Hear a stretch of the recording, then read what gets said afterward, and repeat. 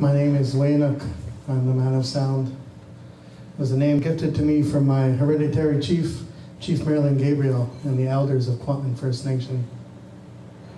I come from Kwantlen First Nation, which is located in Fort Langley, BC, the birthplace of British Columbia. We've been living beside the stream of the Fraser River for the last 15,000 years. I've been doing a lot of reconciliation work with the Langley School District since 2008, something that I believe heavily in, along with my mother sharing her stories about her experiences at Indian residential schools. So my mom and I have been doing this since 2008, since the beginning of the Truth and Reconciliation Commission started.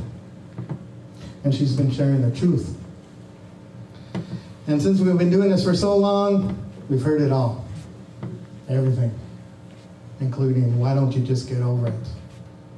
Along with 1,000 other things that just put us down.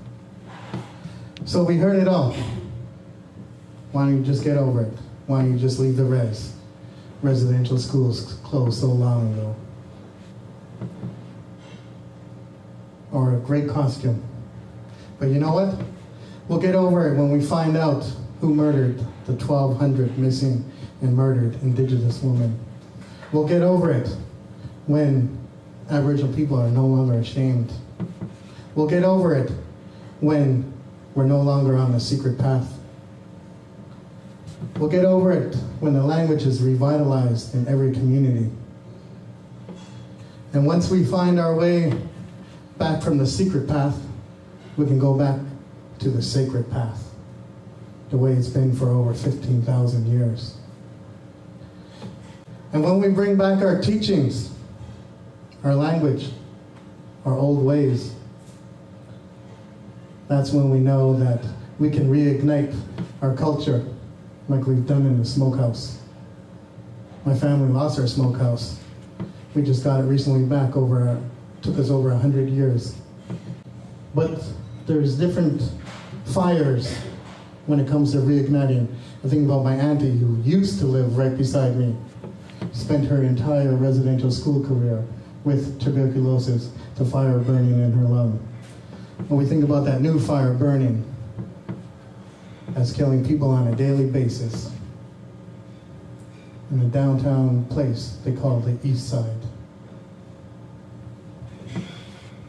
Or how about the men traveling up and down the train of the Highway of Tears, firing up that cigarette as they get ready to do what they need to do to all these Native women. But we need to reignite it through language. And through all these different types of tears, we need to reignite our feelings of being a man and a woman. Stem Tamil is a warrior. When you're a warrior, you share your tears. Language through goals. Siam stu. Make that choice. Make that choice for either to be positive or negative.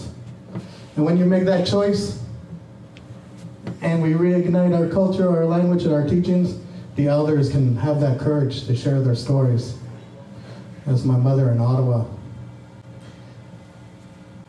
And once the elders are proud, the children can be proud again, and they never have to hear about what happened before. That's a picture of my mother's great-grandchildren, Julia and Emma. And once they're feeling proud, we can bring back our old teachings, reignite those old teachings, and they can be proud and happy and never have to know about what happened. And that's why our children are our medicine. And then once the children are happy, that's when you can start doing the community work between natives and non-natives. And they can, Yayistal is working together. So I want to end on this note of a student. If you fold a heart many times, you cannot refold a heart again. The fold marks will stay there forever. Let's never try to fold that heart again. Hachka Siyam.